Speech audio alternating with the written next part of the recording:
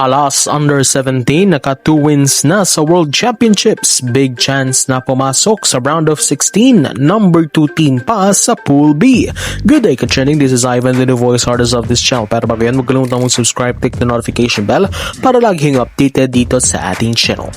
Ang Alas Pilipinas ay nasa tamang oras ng pag-angat dahil kasama sina Saiz Raico at Resty Ulagir na nanguna sa koponan habang papalapit na ito sa round of 16 berth sa pamamagitan ng isang matinding 27-25, 25-19 at 25-16 na panalo ng koponan kontra sa world number 20 na Tunisia nitong Sabado sa FIVB Volleyball Girls Under 17 World Championship sa Liceo Particular Mixto San Felipe sa Chile. Pinakita ni Raico at Ulagir kung bakit sila ang mga pangunahing stars ng Alas Pilipinas Girls Team na nagbigay ng ticket sa Pilipinas para sa pandaigdigang paligsahan sa pamamagitan ng Asian Women's Under 16 Championship sa Jordan noong nakarang taon. Ang dalawa ay muling nagpatuloy ng kanilang koneksyon upang pangunahan ang laban kontra sa Tunisia at itulak ang Pilipinas sa 2-1 record na sapat para sa second place sa Group B sa likod ng undefeated China.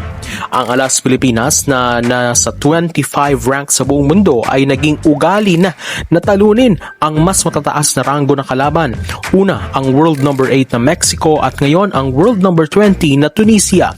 Ang 16-year-old na si Raico nagbigay ng 13 points, 12 attacks at 1 block kabilang ang dalawa sa huling 3 puntos ng Alas Pilipinas upang tapusin ang unang set. Nagpatuloy ang Stella Ronnie Queiracelis ng unang sa Alas Pilipinas sa pag-score sa ikatlong sunod na laban with 15 points, 13 attacks, 2 blocks. Nagambag naman si Sharina Raisa Lieses ng 10 points. Lahat mula sa atake habang ang Pilipinas ay magpapahinga mula sa aksyon ng torneo bago bumalik ngayong Lunes kontra naman sa world number 6 na Peru. Ang Alas Pilipinas ay magtatapos ng pool play ngayong Martes kontra sa world number 12 na Venezuela.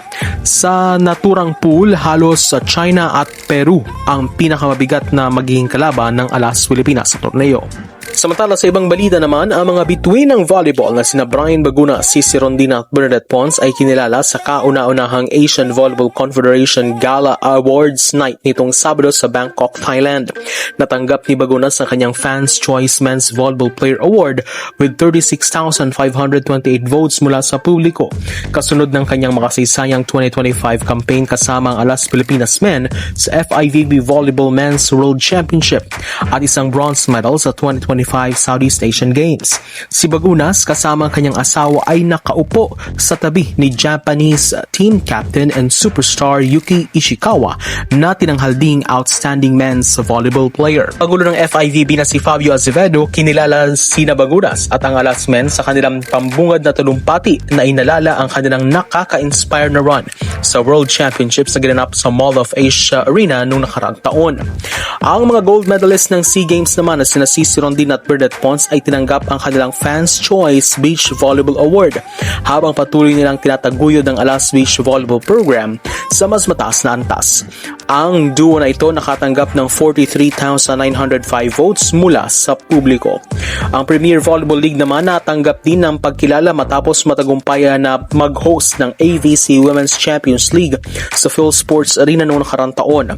Ang tagapangulo ng Control Committee ng Liga na si Sherwin Malonzo ang dumalo para sa Liga sa Gala Night. So that's it for today's video, ka-trending. Don't forget to subscribe and click the notification bell para lagi kayong updated dito sa ating channel.